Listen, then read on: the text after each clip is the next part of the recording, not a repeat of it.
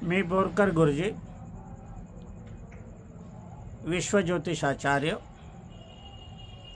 ब्रह्मांड ज्योतिष कार्यालय, मुक्काम पोस्ट रावेर, जिल्हा जळगाव, महाराष्ट्र 425508 हा पिनकोड नंबर आणि माझा मोबाईल नंबर आहे 9850015558। आजच्या कार्याला सुरुवात करण्यापूर्वी माझी पत्नी स्वर्गीय सौ निर्मलाबाई बोरकर यांना अभिवादन करूया आणि आजच्या कार्याला सुरुवात करूया। आज शनिवार, उद्या रविवार, उद्या चैत्र शुक्ल प्रतिपदा म्हणजे गुढीपाडव्याचा दिवस। गुढीपाडव्याचा दिवस म्हणजे वर्षारंभीचा दिवस। नवीन संवत्सर वर्ष सुरू झालेलं आहे। सुवानु नाम संवत्सर उद्या सुरू होणार आहे। प्रतिपदा आपल्याला बघायला हवं, कारण प्रतिपदा आहे म्हणूनच गुढीपाडवा आहे। तर प्रतिपदा आपल्याला पाहायला हवी तर 12:50 पावेतो आहे, हे लक्षात घ्या। नंतर द्वितीय लागणार आहे। द्वितीय लागणार म्हणजे गुढीपाडवा राहणार नाही। 12:50च्या आतच आपल्याला गुढी उभारायची आहे। गुढीपाडव्याचं कार्य आपल्याला करायचं आहे, पूजन कार्य करायचं आहे, नतमस्तक आशीर्वाद घ्यायचा आहे। जे काही दुकानाचा व्यवसायाचा प्रारंभ आपल्याला करायचा असेल, दुकान ओपनिंग करायचं असेल, वाहन गाडी आपण खरेदी केली असेल त्याचं पूजन असेल, शेती वास्तू खरेदी केलेली असेल, घर खरेदी असेल, ते सर्व दिवसा 12:50च्या आतच होणे गरजेचं आहे। तसाच हा 3.5 मुहूर्तापैकी एक मुहूर्त महत्त्वाचा मानला जातो, परंतु हा 3.5 मुहूर्तापैकी एक मुहूर्त असला तरी तो दिवसा म्हणजे दुपारी 12:50च्या आतच आहे, त्यानंतर अजिबात नाही। गुढीपाडव्याला अनेक जण सोने चांदीची खरेदी करतात, वर्षारंभी मंदिरात देवदर्शनाला जातात, परंतु हे सगळं जर गुढीपाडव्याचा मुहूर्त पाहून जर करत असेल तर 12:50च्या आतच सोने चांदी खरेदी करायला हवी। त्याच्यानंतर आपण जर खरेदी केली तर खरेदी होईल, परंतु त्याला मुहूर्ताचा लाभ होणार नाही, मुहूर्त लाभणार नाही, कारण की प्रतिपदा सोडून जाते आणि प्रतिपदा असली म्हणजे गुढीपाडवा राहत नाही। एवढं बारीक पाहण्याचं कारण की काय, की ज्योतिषशास्त्रामध्ये आणि मुहूर्तशास्त्रामध्ये वेळेला फार महत्त्व आहे। वेळ टळून गेले की मग नाही।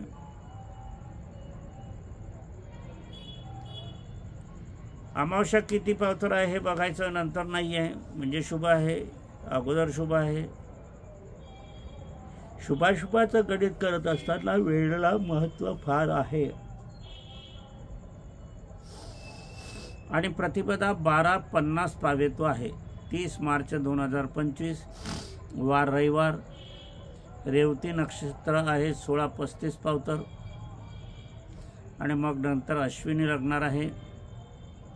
ऐंद्र योग आणि भव कर्णावर ही प्रतिपदा गुढीपाडवा येत आहे। मीन राशी त्या वेळेला आहे, ती पण मीन राशी 16:35 पावतर आहे। नंतर मेष राशी लागणार आहे आणि अश्विनी नक्षत्र येणार आहे। आता गुढीविषयी फार गैरसमज होऊन राहिलेले आहे। या 2-4-5 वर्षामध्येच गुढीला काहींचा विरोध आहे, तरी पण गुढी उभारली जात आहे। तर विरोध ज्यांचा आहे त्यांचे विरोध का आहे याचं कारण आपण समजून घ्यायला हवं। त्यांचं कारण जे आहे ते अत्यंत वेदनामयी आहे, ते वास्तव्य आहे, खरं आहे, सत्य आहे. कारण संभाजीराजांचा मृत्यू झाला, औरंगजेबाने ज्या प्रमाणे त्यांच्या शरीराची विभत्सना केली,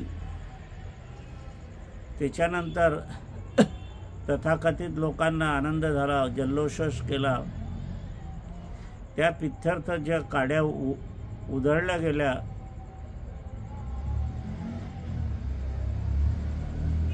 ते अगदी मनाला टोचणारं, बोचणारं, संताप व्यक्त करणारं निश्चितच आहे, त्याबद्दल वाद नाही. संभाजीराजे हे दैवत आहे महाराष्ट्राचं, काय पण संपूर्ण हिंदुस्थानचं. शिवाजीराजे दैवत आहे महाराष्ट्राचं, हिंदुस्थानचे. त्या मोगलिक सत्तेला शह देणारा एकमेव राजा शिवाजीराजे, नंतर संभाजीराजे. एकीकडे बलाढ्यता आणि एकीकडे मुठभरता, परंतु स्वाभिमान टिकवण्यासाठी जी लढाई दिली शिवाजीराजांनी, संभाजीराजांनी प्राण दिले, ते पण आपल्याला आठवण ठेवायला पाहिजे, स्मरण ठेवायला पाहिजे, वंदन करायला पाहिजे, त्यांच्या मार्गाने चालायला पाहिजे. त्या जल्लोषात ज्या काड्या उभारल्या गेल्या त्या मात्र गुढी नव्हत्या. संभाजीराजांचा मृत्यू अलीकडे झालेला आहे. गुढी ही त्यापूर्वीची आहे. ख्रिस्तपूर्व 5000 वर्षापूर्वी गुढीची नोंद आढळते. शंकराचा विवाह झाला पार्वतीशी. त्यावेळेला शिवाच्या गणांनी सुद्धा वरातीमध्ये ज्या काड्या उधळल्या, उंचावल्या, काही त्याला वस्त्र लपटलेली होती, काहींना हार गुलदस्ते घातलेले होते, फुलाच्या माळा होत्या. ज्याला ज्या त्या परीने ती गुढी केली गेली होती. कारण शिवाच्या गणामध्ये सर्वत्रच लोक होते. भूताखेताचं कार्य ते कसं वागतील, काय वागतील, पण आनंद व्यक्त करण्याचं ते साधन त्यांनी केलं होतं. ती प्रथम गुढी. त्यानंतर आपल्याला गुढीचा येतो, तर त्यावेळेला असा आपल्याला आढळून येतो की राम आले त्यावेळेला गुढी उभारली गेली.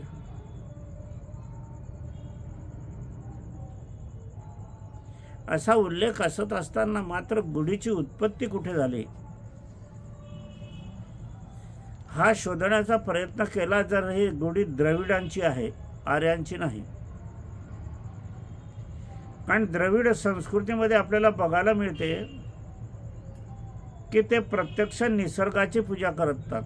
आजही ऋषभेचं पूजन जे करतात, आपल्याला कसा बैल पोळा असतो तसं ऋषभाचं पूजन करण्याची परंपरा प्रारंभी ही द्रविडांची आहे. ऋषभ पूजन, पर्वतांची पूजा, नदींची पूजा, वृक्षांची पूजा, म्हणजे निसर्गात जे अस्तित्व आहे आणि त्याचा जो आपण उपभोग घेतो, लाभ घेतो, भाग्य घेतो, आपल्याला आनंद वाटतो, त्याच्याविषयी कृतज्ञ करण्यासाठी, नतमस्तक होण्यासाठी यांचं पूजन द्रविड संस्कृतीत आढळते. महादेवाची जी लिंगाचे जे प्रतीक आहे ते द्रविड संस्कृतीचं प्रतीक आहे. आई आणि पुरुषाचं ते मिलन चिन्ह आहे आणि ते द्रविड लोक पूजन करत होते. रामेश्वर द्रविडां संस्कृतीतलं जे दक्षिण भारत म्हणजे हा द्रविड राज्य. पूर्वी संपूर्ण भारत द्रविडांचं होतं. आपण तिकडनं आर्य लोक आले, महाराष्ट्रापाव थांबले आणि नंतर पुढे गेले नाही. आजही जे काही खालचा भाग दक्षिण भारत आहे तो द्रविडांचाच आहे. द्रविड संस्कृती जन्य भारत हा मुळात आहे. त्यांनी जो आनंद उत्सव साजरा केला, पीक पाणी आलं, आनंद उत्सव साजरा केला, तेव्हा गुढी उभारली. आपण लग्न समारंभात ताटी घालतो दाराच्या पुढे, अशी विणलेली कामट्याची तुरखाटीची, ती ताटी जी घालतो त्याचप्रमाणे ही गुढी त्यावेळेला लग्न समारंभात सुद्धा बाहेर लावली गेली होती. आता हे लग्न समारंभात लावली गेली म्हणजे शुभतेचं प्रतीक आहे, अशुभत्वाचं नाही, मर्तिकाचं नाही.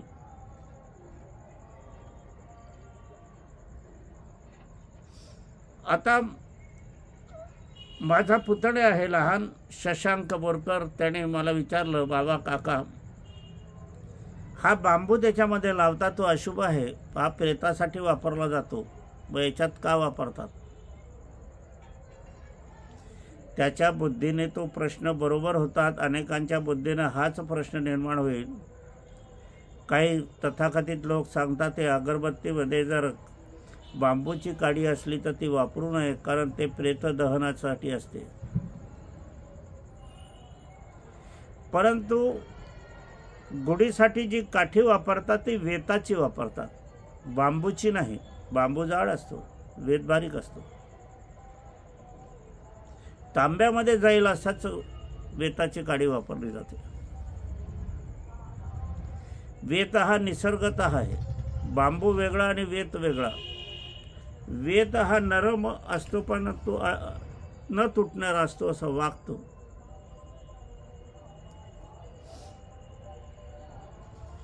याच्यातच एक बोरूचा प्रकार आपण लिहिण्याचा बघत होतो. कित्ता पुस्ती आपल्याला लहानपणी होती, ते बोरूने आपण लिहित होतो. ते बोरूचं झाड वेगळं. अजून याच्यामध्ये बांबूवर्णीय जे वनस्पती आहे, वृक्ष आहे, याच्यात अनेक प्रकारचे आहे. आता बांबूच्या घरात जर राहिलं तुम्ही तर तुमचं आयुष्य 5-7 वर्षांनी निश्चितच वाढते. खेड्यापाड्यात बांबूची घरं आहे, बांबू वरती आच्छादला जातो, त्याच्यावर कौलं टाकले जातात. शहरामध्ये जे लॉन्स आहे, बगीचा आहे, त्याच्यात लहान लहान झोपड्या तयार केलेल्या असतात बांबूच्या. हॉटेलसुद्धा बांबूचं असतं. आल्हाददायक असतं, जीवन आनंदमय होते, उल्हासित होते. भर उन्हाळ्यात सुद्धा थंडगार वातावरण लागते. आणि मग असं वातावरण लागत असताना तिथे मृत्यूची कल्पना तुम्ही कशी काय करू शकता? शशांक बाळ,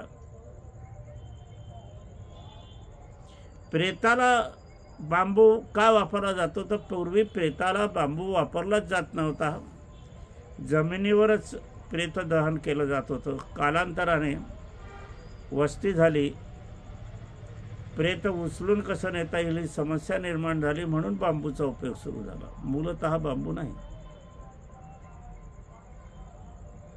आमचे वडील ज्योतिषी होते, वैद्यकीय होते, वैद्य होते, RMP, म्हणजे ह्या शशांक बोरकरचे आजोबा, माझे वडील. तो माझ्या भावाचा, मोठ्या भावाचा मुलगा. त्यावेळेला ते संतती निर्मितीसाठी या बांबूच्या लहान अंकुराचा उपयोग करत होते. कारण बांबू हा वंशवृद्धिकारक मानला गेलेला ज्योतिषशास्त्रात. जीवन आयुष्यमान वाढवणारा हा वृक्ष आहे. म्हणून मी म्हटलं की बांबूच्या घरात जर राहिलं तर जीवन आयुष्य 5-7 वर्षांनी निश्चितच वाढते. हा जो बारीक अंकुर आहे, तो अंकुर औषधाच्या प्रमाणात ते करत त्यांनी अनेकांना संततीचा लाभ त्यावेळेला करून दिलेला मी बघितलेला आहे, अनुभवलेला आहे. वंशवृद्धिकारक म्हणूनच ह्या वेत त्या लोट्यामध्ये, उलट्या गडव्यामध्ये, तांब्यामध्ये, आता तो तांब्या म्हणजे उलटा म्हणजे अशुभ असं तो माझा बाळ म्हणतो, शशांक. तो बाळ नाही. ती माय अंग आहे, ते खालती असते. त्याच्यामध्ये जो वंशवृद्धीसाठी वेत घातला जातो तो लिंगाचं प्रतीक असते.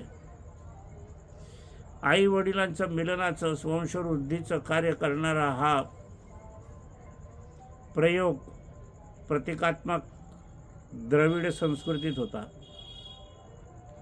आपण आर्य लोक महाराष्ट्रावर आले आणि मग काही आपण द्रविड संस्कृती अंगीकारली. त्याच्याचपैकी महादेवाचं पूजनसुद्धा आपण अंगीकारलं. त्याचप्रमाणे गुढीसुद्धा सुरू झालेली आहे. रामायणाकाली गुढीचा उल्लेख आहे, ऋग्वेदात आहे, अमर ग्रंथातही आहे, ब्रह्मपुराणातही आपल्याला आढळतो. म्हणजे ही गुढी सांगण्याचं दुसरं तात्पर्य म्हणजे ही संभाजीकालीन मुळीच नाही. तुम्ही ज्या ज्या घरामध्ये गुढी उभारली जाते त्यांना विचारा, ही गुढी तुम्ही का उभारली. ते निश्चितच सांगते भारतीय संस्कृती पारंपरिक रामाचं स्वागत करण्यासाठी. त्याच्यात मागचं जे कारण आहे, ख्रिस्तपूर्व 5000 वर्षापूर्वीचा हा गुढीचा इतिहास आपल्याला पाहायला मिळतो. हा वंशवृद्धी आयुर्वेदात आहे. याच्याविषयी संशोधन होणं गरजेचं आहे, परंतु संशोधन होतच नाही. मध्यंतरी मधुमेहाचं औषध कोणी काढलं होतं, परंतु त्याला विरोध झाला. त्यांच्या शेवटी काय झालं, एक शोकांतिका झालेली आहे. कारण पैसा कसा कमवला जाईल हेच मेडिकल शास्त्राचं उद्दिष्ट झालेलं आहे.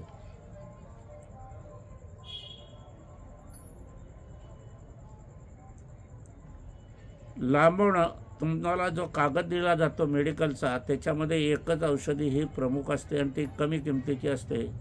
मग ॲसिडिटीची गोळी, कॅल्शियमची गोळी, बी कॉम्प्लेक्सची गोळी. म्हणजे मेडिकल चालावं, मेडिकेच्या माध्यमातूनही इन्कम व्हावं हाच उद्देश नाही ना. तुम्ही जर MD शिकलेला आहे, जास्त शिकलेला आहे, तर मग एकच औषधी पाहिजे ना. तुम्ही नेमबाज आहे तर एकच दगड पडून, एकच बोर, एकच आवळा, एकच कैरी पाडायला हवी. 10-12 औषधी देतात, त्याच्यातली कुठली तरी औषधी लागेल आणि रोग दुरुस्त होईल, काय म्हणतात. निदान नाही म्हणत त्याला. असा हा वंशवृद्धिकारक बांबू अंकुरित आलेला गुढीपाडव्याच्या उद्दिष्टाने आपण वापरतो. कडुनिंबाचं पानाचा झाडावर आपण याच्यात काय करतो की कडुनिंब हा औषधयुक्त आहे म्हणून आणि कडुत्व नष्ट करावं म्हणून. साखरेचा हार घालतो गोड वातावरण व्हावं म्हणून. तांब्याला आपण अक्षत लावतो ते कुंकू हळद म्हणून, स्त्रीचं प्रतीक म्हणून, सौभाग्याचं प्रतीक म्हणून. किती प्रतीक आहे आणि ते उंचावत आहे म्हणजे आपलं घराणं उंच व्हावं, समृद्धी संस्कृतीची वाढावी. गुढी तुम्ही दाराशी ज्या वेळेला लावतात त्यावेळेला बघा, पूर्वी रामायणाच्या कालेच्या पूर्वी ही गुढी देवघराजवळ लावली जायची.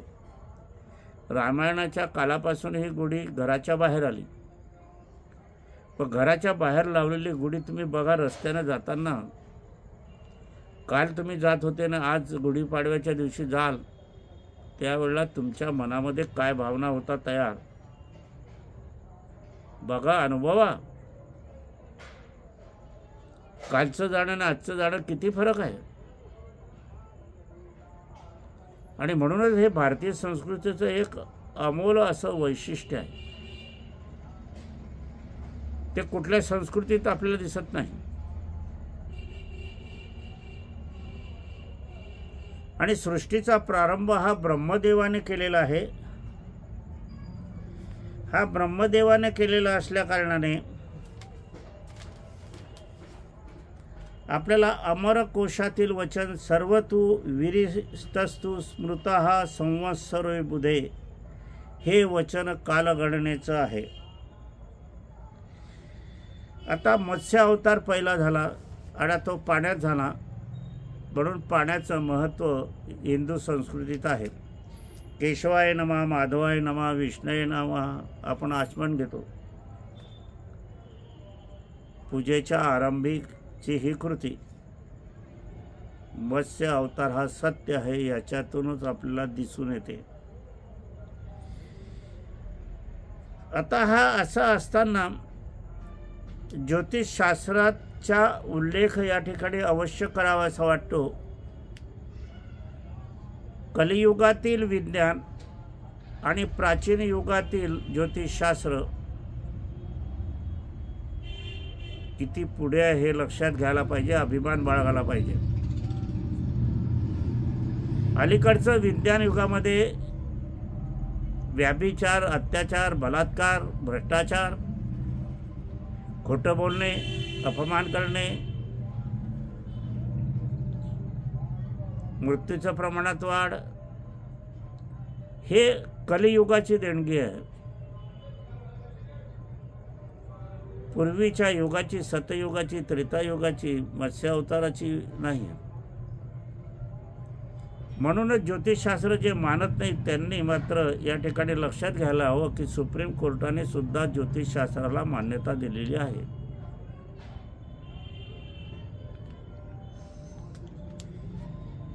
चैत्रमासी जगत ब्रह्मा संसर्ज प्रथमे हाती, शुक्ल पक्षे समग्रे तू सदा सूर्योदय गती. ऋतुराज ग्रंथ हा जो आहे वसंत ऋतूलाच म्हटलेला आहे आपल्याला. आणि मत्स्य अवतार झालेला आहे हा विष्णू अवतार आहे आणि हाच अवतार पाण्यात निर्माण झाला, म्हणून हिंदू संस्कृतीमध्ये पाण्याला महत्त्व दिलेलं आहे. ऋग्वेदामध्ये चंद्राने सृष्टी निर्माण केली, ब्रह्मदेवाने सृष्टी निर्माण केली असा उल्लेख आपल्याला जागोजागी आढळतो. संवत्सर ही अनेक होती. फार वर्षापूर्वी, लाखो वर्षापूर्वी संवत्सर होती. परशुराम संवत्सर होतं, वामन संवत्सर होतं, मत्स्य संवत्सर होतं, राम संवत्सर होतं, रावण संवत्सर होतं, विक्रमादित्याचं संवत्सर आजही चालू आहे, बुध संवत्सर होतं, कलचुरी संवत होतं, वल्लभी सम्राट संवत्सर होतं, फसली संवत आजही चालू आहे, हर्षवर्धन संवत, रामानुज संवत, निंबार्क संवत, युनानी संवत आजही चालू आहे, हिजरी सन संवत आजही चालू आहे, इब्राहिम संवत, अकबर संवत, जहागीर संवत, राम संवत, फारसी संवत, यहुदी संवत, चीन संवत असे अनेक संवत ज्या त्या राजाप्रमाणे होऊन गेलेले आहे. परंतु कालाच्या योगामध्ये ती नाहीशी झाली आणि नवीन उदयाला आले. शालिवान शक, विक्रम शक आजही चालू आहे.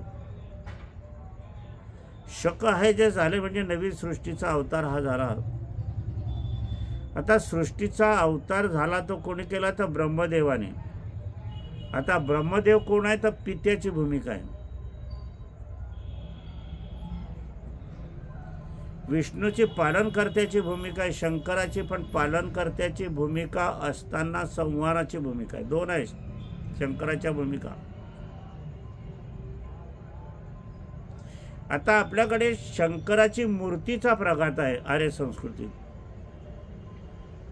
राची ढेरे यांच्या संशोधनातून असं आढळून येते की महादेवाचे लिंग हे द्रविड संस्कृतीचं प्रतीक आहे. आता जर आपण आपल्या बुद्धीने विचार केला तर उत्तर हिंदुस्थानामध्ये शंकराच्या मूर्ती अधिक दिसतात. ऋषिकेशला सुद्धा गंगेमध्ये शंकराची मूर्ती दिसते. आणि मशानामध्ये आपण जर पाहायला केले तर शंकराची मूर्ती कुठेही दिसत नाही, महादेवाचे लिंग मात्र दिसते. मग इथे आपल्याला सत्यता पटते की शंकराच्या दोन भूमिका आहे, एक संसारी आणि एक निर्वाणाची.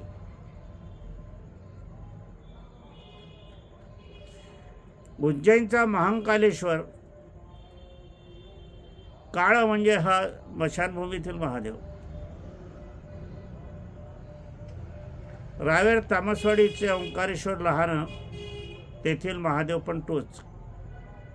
म्हणूनच या परिसराच्या वर पुढे लांब रामाचं मंदिर उभारलं गेलेलं आहे.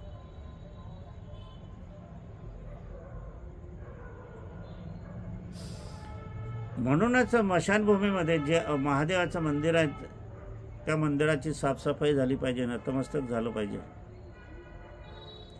मृत्यूजवळ ठेवणारा मारुती आहे हे व्याख्यान वेगळ्या प्रकारचं आहे. गुढीपाडव्याच्या देवळात ब्रह्म म्हणजे पिता. आता चंद्राने मदत केली, सहाय्य केलं म्हणून चंद्र म्हणजे माता. किती सुंदर आहे संयोग. म्हणजेच गुढीपाडव्याच्या दिवशी माता पिताचं पूजन झाल्याशिवाय गुढीपाडवा होणारच नाही. आणि तुम्ही केला तर त्याच्यातून लाभ काही मिळणारच नाही. माता पिता निधन झालेले असले तर फोटोचं पूजन करा, नतमस्तक व्हा. दोघंही जिवंत असले तर सत्कार करा, इच्छा पूर्ण करा, नतमस्तक व्हा, आज्ञा पाळा.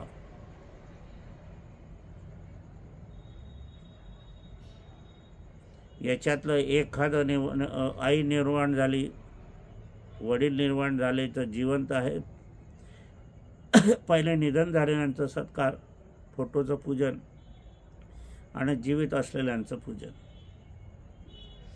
माता पिता हा एक सर्कशीचा मधला खांब आहे. हा ढळला तर सगळा तंबू कोसळेल. पण तो वर्तमान स्थितीमध्ये आपण अधिकाधिक घरामध्ये असं पाहतो की माता पित्याला सोडून कार्य करतात.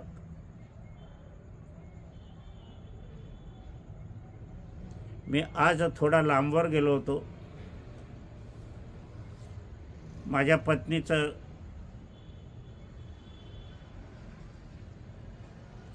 ज्या निधनाचं जे कार्य होतं, अस्थि कार्य, मी मोठ्या ओंकारेश्वरला केलं. मग ज्या वेळेला मी तिकडनं जातो त्यावेळेला स्टीलचा डबा घेतो आणि त्याच्यामध्ये पेढा ठेवतो, 111 रुपयाची चिल्लर ठेवतो, वरतून नवा रुमाल बांधतो आणि तो नर्मदेला फुलं टाकून अर्पण करतो. असंच मी डबे आता घ्यायला गेलो असताना मला एकाने प्रश्न विचारला. गंभीर प्रश्न होता. काय करावं, काय डोकं मला काय विचारता कोणास ठाऊक. ते गृहस्थ मला भेटले. मला मुलगा विचारतच नाही म्हणे. म्हटलं नाही विचारत तर चांगलं आहे. विचारून काही झालं तर तो दोष आपल्यावर येईल. तुम्ही सांगितलं म्हणून असं झालं. तू तुझ्या मर्जीनं गेला, जे काही होईल ते तसंच तुझ्या मर्जीनं होईल, नशिबानं होईल. मी नेहमी सांगतो, मला जर मुलांनी विचारून गेले तर आशीर्वाद घेऊन सोबत जातील. मला न विचारता गेले तर माझा आशीर्वाद तुमच्यासोबत मुळीच राहणार नाही.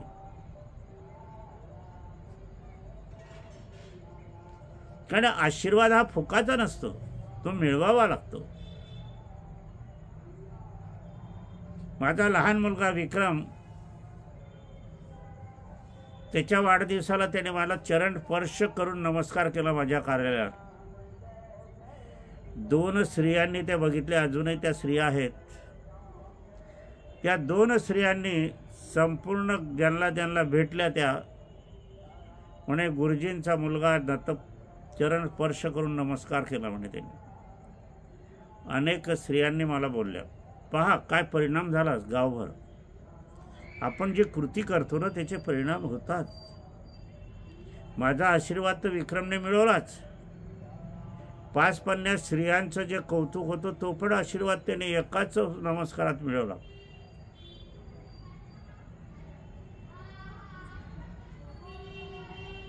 आणि जो जाणार नाही, न विचारता जाईल, तो आशीर्वाद कसा मिळेल. इलेक्ट्रिकचं स्विचचं बटनच दाबलं गेलं नाही तर लाईट लागेलच कसा. तार जोडलीच जाणार नाही, कसं होईल. बोलण्याचा आशीर्वादाचा धागाच नाही तर पतंग उडेलच कसा.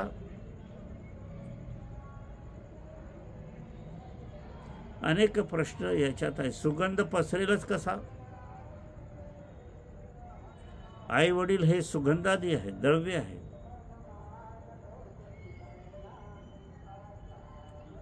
असो, मग ह्या दिवशी गुढीपाडव्याच्या दिवशी ब्रह्मदेव म्हणजे पिता आणि चंद्र म्हणजे माता 12:50च्या आत गुढीपाडवा सण साजरा करावा. आपल्याला काही खरेदी करायची असेल तर 12:50च्या आत करावी, म्हणजे ते गुढीपाडव्याला मुहूर्तावर होईल, अन्यथा नाही. बहुतांशी सोने चांदीची खरेदी करीत असाल तर 12:50च्या आत करावी, नाहीतर मग ते द्वितीया लागेल. पुढे 4च्या नंतर मग अश्विनी नक्षत्र, मेष राशी लागेल, मीन राशीचा लाभ होणार नाही. मीन राशी गुरुपर्वतक राशी, सोनं कारक राशी. असो, आजचा कार्यक्रम इथे समापन करूया. माझी पत्नी स्वर्गीय सौ निर्मलाबाई बोरकर यांना अभिवादन करूया आणि आजच्या कार्याचं समापन करूया.